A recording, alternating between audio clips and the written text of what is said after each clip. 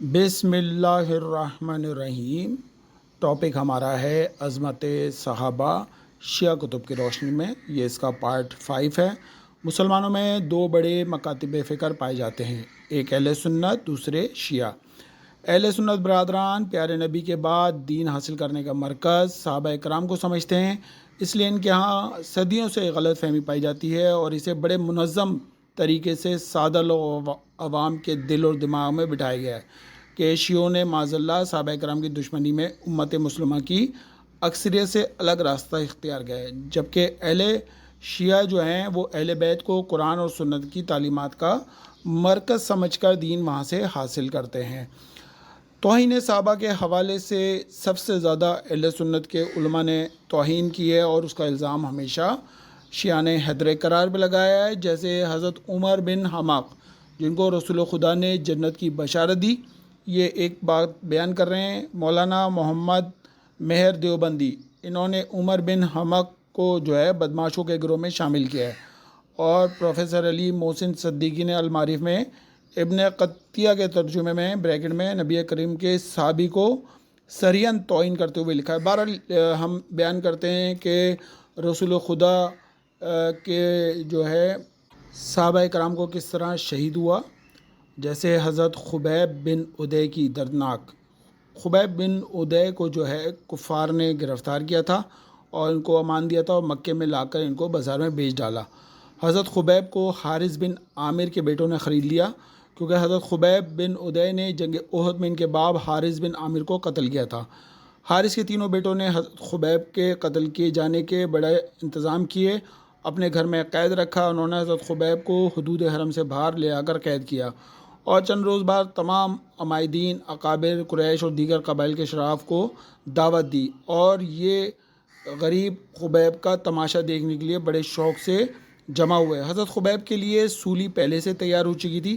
یہ جب سلیب کے طریف لائے گئے تو انہوں نے استقلال اور پامردگی دکھائی اور کہا کہ ہمیں صرف 2 رکعت نماز پڑھنے کی اجازت دو، تو انہوں نے نماز پڑھنے کی اجازت کی اور کہا جاتا ہے کہ انہوں نے کہا جی تو یہ چاہتا ہے کہ آخری نماز ذرا دیر تک پڑھتا ہوں، لیکن یہ خیال نہ کرنا کہ میں موت کی وجہ سے ڈرتا ہوں، اس لیے نماز میں دیر لگاتا ہے۔ یہ کہہ کر باکمال استقلال مرنے پر تیار ہو گئے اور یہ اشعار زبان پر جاری کیے: جب میں اسلام کے لیے قتل کیا جا رہا ہوں تو مجھے پرواہ نہیں کہ کس پہلو پر قتل کیا جاؤں، یہ جو کچھ خاص ہے خدا کے لیے ہے، اگر وہ چاہے گا تو جسم کے ان پاروں پارہ ٹکڑوں پر بھی برکت نازل فرمائے گا۔ آقا جعفر سبحانی لکھتے ہیں جب حکم صادر ہوا حضرت خبیب کو دار پر چڑھایا جائے تو وہ سولی پر کہہ رہے تھے: اے خدا، تو دیکھ رہا ہے کہ ایک دوست بھی میرے اطراف میں نہیں جو میرا سلام پیغمبر اکرم تک پہنچا دے۔ گویا اس روحانی مرد مجاہد کے احساسات نے ابو عقبہ جو کہ ان کے قاتل ہیں کو سخت بے چین کر دیا۔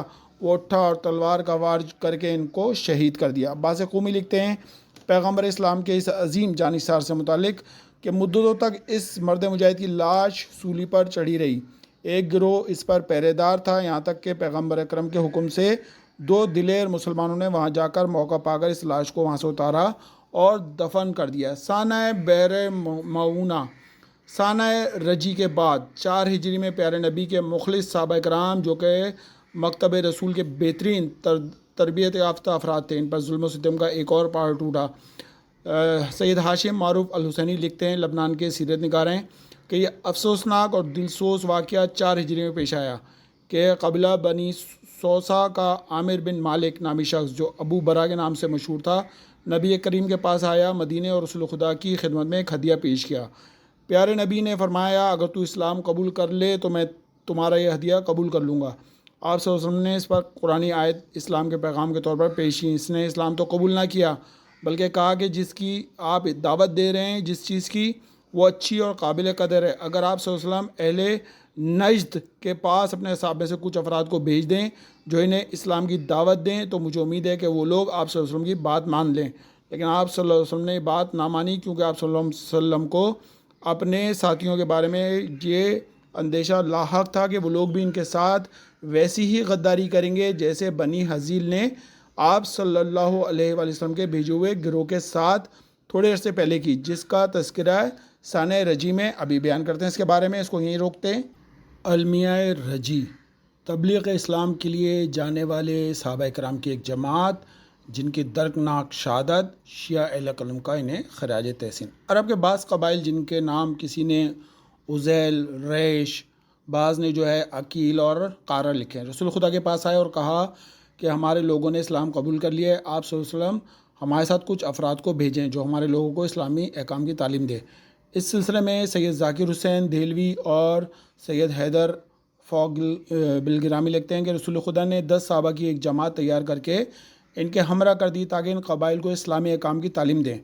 اسلامی مبلغین کا بے رحمانہ قتل کے عنوان سے آقائے جعفر سبحانی لکھتے ہیں، یہ تبلیغی جماعت جب قبائل کے نمائندوں کے ساتھ مدینے سے باہر اور مسلمانوں کی طاقت کے سے دور ہوئی اور مقام رجی پر پہنچے، اس مقام پر قبائل کے نمائندوں نے اپنی پلید اور ناپاک نیتوں کا اظہار کیا۔ انہوں نے قبیلہ حزیل کی مدد سے ارادہ کیا کہ اس جماعت کو گرفتار کر کے قتل کر دیں۔ مسلمان مبلغین اس مقام پر اس حال میں کہ مسلح دستے ان کو ہر طرف سے گھیرے ہوئے تھے، مسلمان بھی تلواریں ہاتھ میں لے کر دفاع کے لیے تیار ہو گئے۔ جن صحابہ کرام کی مظلومانہ شہادت ہوئی ان کے متعلق بیان کرتے ہیں، حضرت مرشد بن ابی مرشد، حضرت خبیب بن ادی جن کے بارے میں بیان ہو چکا ہے، حضرت عبداللہ بن طارق، حضرت معتب بن عبید، حضرت عاصم بن ثابت، حضرت زید بن دسنہ اور حضرت خالد بن البکیر۔ حضرت عاصم کے بارے میں بیان کرتے ہیں کہ آپ حق اور باطل کے پہلے معرکے یعنی کہ جنگ بدر میں شامل ہوئے، اس کا اعزاز حاصل کیا۔ اس کے بعد جنگ احد میں آپ نے سلافہ بنت سعد نامی عورت کے بیٹے کو قتل کیا۔ اس عورت نے منت مانی تھی کہ اگر اسے اپنے بیٹے کے قاتل کا سر مل جائے تو وہ اس میں شراب پیے گی۔ ان لوگوں نے اس لالچ میں حضرت عاصم بن ثابت کا سر کاٹا، چاہا کہ اسے اسلاف کے آگے بھیج دیں گے، لیکن قدرت کا کرشمہ دیکھیے، حضرت عاصم بن ثابت کے سر کے پاس بہت ساری بیڑیں جمع ہو گئیں اور یہ لوگ ان کا سر نہ کاٹ سکے، ان کی میت پڑی رہی۔ اللہ تعالیٰ نے رات کو اتنی شدید بارش برسائی کہ سیلابی ریلا آیا اور حضرت عاصم کی میت کو بہا کر لے گیا اور اس کا نشان بھی دشمنوں کو نہ ملا۔ یہ جو مبلغین تھے جو رجی پہ گئے تھے، اس میں حضرت خالد بن بکیر نے دور سے اس شخص کو پہچان لیا تھا اور حضرت عاصم سے کہا تھا، دیکھو ہمارے میزبان نے ہم سے دغا کی ہے۔ حضرت عاصم نے کہا، تم سچ کہتے ہو، لیکن اب دشمن سر پہ آ گئے ہیں، ان باتوں کا وقت نہیں ہے، مقابلے کے لیے آمادہ ہو جاؤ، مرو گے ضرور لیکن شریفانہ اور دلیرانہ موت مرو، خدا اور رسول کی اطاعت میں جانیں تو قربان کر دو اور شکر کرو اور یقین رکھو کہ تمہارے لیے موقع شہادت خدا کی عین عنایت ہے۔ یہ سن کر 10 صحابہ کی جماعت مقابلے پر تیار ہو گئے۔ اتنے میں کفار کا دستہ بھی آ گیا اور حضرت عاصم سے کہا، ہم سے مقابلے کا قصد نہ کرو، مٹھی بھر آدمی اتنی بڑی جمعیت کا کیسے مقابلہ کریں گے، مفت میں جانیں ضائع ہوگی، مت کرو، ہم لوگ اپنی طرف سے امان دیتے ہیں۔ عاصم بولے، ہم کو خدا کی راہ میں نہ جان کی پرواہ ہے نہ موت کا خوف ہے، نہ تمہاری امان لے کر اپنے خالص ایمان پر مشرکین کے احسان کا بدنما داغ لگا سکتے ہیں۔ جو ہم پر پیش قدمی کرے گا ہم اس سے ضرور جو ہے مدافعانہ طریقے کے ساتھ لڑیں گے اور ماریں گے اور مریں گے۔ حضرت عاصم کا یہ دلیرانہ جواب سن کر یہ مہمان کش جماعت بڑی اور دلیر مسلمانوں نے خطا کاروں کا تیروں سے جواب دیا۔ ترکش خالی ہو گئے تو نیزوں سے لڑے، نیزے ٹوٹ گئے تو تلواریں لے کر حملہ آور ہوئے، یہاں تک کہ سب کے سب شہید ہو گئے۔ صرف 2 افراد حضرت حبیب بن ادی اور حضرت زید بن دسنہ نے ان کی امان قبول کر لی۔ کفار نے ان سے بھی نقص کیا اور عہد کیا اور ان کو گرفتار کر کے مکہ لے آئے تھے۔ اب واپس سانہ بئر معونہ پہ آتے ہیں۔ جو رسول خدا کے پاس آیا، عامر بن مالک نے اصرار کیا رسول خدا سے اور آپ صلی اللہ علیہ وسلم کے لوگوں کو کہا کہ میری امان میں ہوں گے، اگر انہیں کوئی نقصان پہنچا تو وہ آپ صلی اللہ علیہ وسلم کے لوگوں کا ساتھ دے گا۔ یہ شخص اپنی قوم میں قابل احترام اور مانا جاتا تھا اور جس شخص کو امان دے دیتا تھا اس کو کسی کی دشمنی کا خوف نہیں تھا۔ رسول خدا نے اس کی بات پر اعتماد کر کے ان کے ساتھ 40 اور دوسری روایت ہے کہ 70 افراد بھیج دیے۔ یہ سب بہترین تربیت یافتہ تھے۔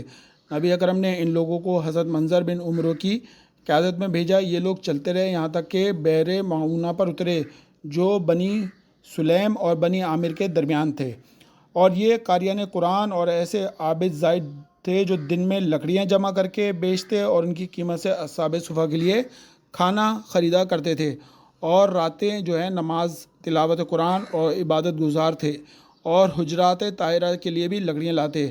بس آپ نے اس سریے میں منظر بن عمرو کو امیر بنایا رسول خدا نے، اور بزرگان نجد اور قبیلہ بنی عامر کو خط لکھا کہ بھیجے ہوئے لوگوں کی تعلیم اور احکام کی پذیرائی کریں۔ یہ لوگ سفر طے کر کے بئر معونہ تک پہنچے جو کہ پانی کا ایک کنواں ہے بنی عامر اور بنی سلیم کے علاقے میں، جو کہ نشت کے اوپر ہے۔